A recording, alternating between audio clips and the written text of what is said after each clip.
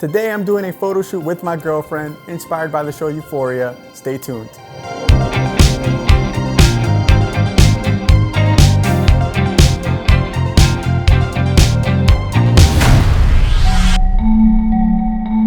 So, the show Euphoria has literally taken over the world. It is everywhere. People are posting about it left and right on social media. My girlfriend is obsessed with the show. So, it just makes sense to do a Euphoria-based photo shoot. I figured, let's do a photo shoot with the a7riii and with my iPhone so that I can show you guys that you can produce awesome results using both an expensive camera and also your phone. Me and my girlfriend are gonna go to the Dollar General, maybe to Party City, and we're gonna gather very cheap materials for this shoot so that you guys, if interested, can also do so. So let's go.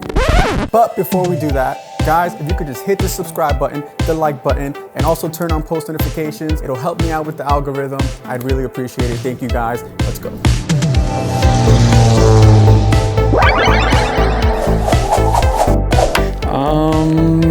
Maybe purple. Purple vibes? I have a blue outfit. Blue and purple, yeah. One thing you gotta know is that New York, it is brick outside. Could this be cool? Like in the background? No. Ooh, glitter stuff. This might be too messy. Or it might just be messy enough. Watch out, watch out, watch out! What about this? Let me see.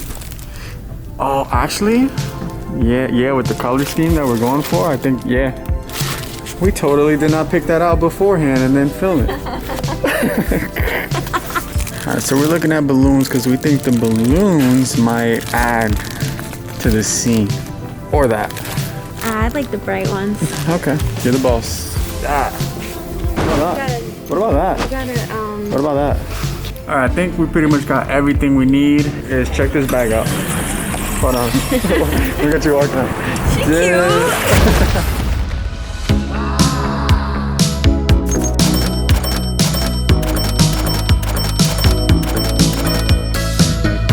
And as you can see, $21 is all the money we spent between both stores. However, we only used 5 out of the 8 items we purchased, resulting in a grand total of $13. That is right, this whole entire backdrop only took us $13. So no excuses, you guys can do it for a very, very cheap price just by visiting your local dollar store. So here it is, this is the final result. It's nothing crazy. I think the materials cost us probably about $3, $4, $5. So yeah, let's get shooting. And a big shout out to the hairstylist Alicia and the makeup artist Natalie. Having a makeup artist and a hairstylist goes a long way in making your work look better. So if you have access to one, I would highly recommend using them. To start things off, I'm gonna use my Sony a7riii camera.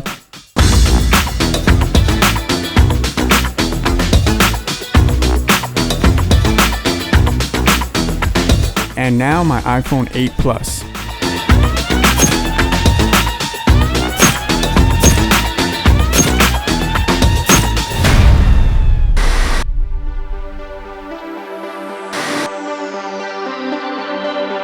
And to start things off, we are going to be editing the photos from the Sony a7riii first.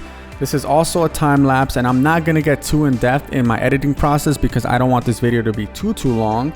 But just to briefly explain and go over my editing process, usually I start in Lightroom. I'll adjust the crop, the white balance, the light values, and the curves. Then I go into colors and I adjust the hue and the saturation, the luminance. And I'll just kind of mess around with these sliders. I'll just go left and right until I see something that looks right to me. Once it looks right to my eye, I work on skin retouching. However, my skin retouching is not done in Lightroom, it is done in Photoshop. So here we are in Photoshop. And one of the best things about this skin retouching technique is that it'll smoothen out the face, but it's not getting rid of the texture in the face. And I think that's one of the most important things when skin retouching, because when we look at people in real life, what do we notice? There's texture on their skin everywhere. There's also blemishes. So you don't want to get rid of all the blemishes on the skin because then it's just not going to look realistic. When skin retouching, texture is everything. you don't want it to look overly fake. So here I am putting the opacity at around 46% because having it at 100% looks too fake. The skin looks too fake, it looks too smooth. So you want to find that middle ground to make it look more realistic. And right here I'm getting rid of some blemishes, but I'm not getting rid of all the blemishes because again, when we're talking about real people in real life, they have blemishes, and keeping some blemishes in your photos will make the photo just look that much more realistic. So keep that in mind when editing and doing skin retouching. And now here we're gonna jump into the white part of the eye. To me, it looked a little bit too magenta-y, so I'm just gonna go in and I'm gonna reduce the saturation to make that part of the eye look more white. Want the eyes to pop a bit more. And then of course, gotta add the logo on the bottom right, make it a little less noticeable. Then we jump into Lightroom again, where I'm gonna do some more eye editing just to make her eyes pop a bit more. Not that she needs it. My girlfriend has very beautiful eyes. I'm a lucky guy. Now that I'm almost done with this edit, I don't want to quite show you guys the end result just yet. I'm going to play a quick time lapse of me editing another photo from the a7riii session, and then we're going to move on to the iPhone 8 Plus photos.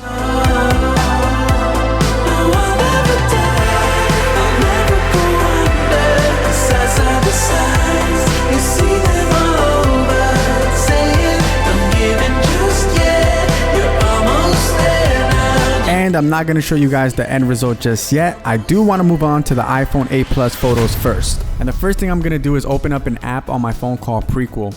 This app is free to use. It is awesome.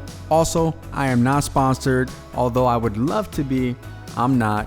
But I love this app just because there's a bunch of filters to choose from, a bunch of effects. Pretty much the possibilities are endless. You're just basically going to see me running through a bunch of these filters and effects and applying what I think looks awesome to these photos. And that's really it.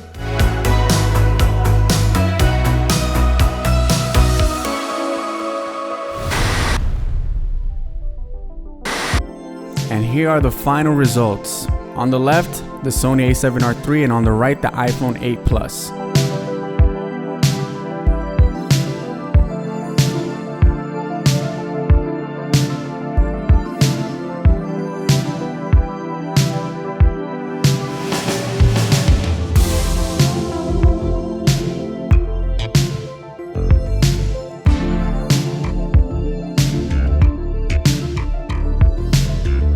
And there you have it. Which one do you guys like better, the iPhone 8 photos or the a7riii photos? Let me know down below in the comments. I'll literally be reading everything.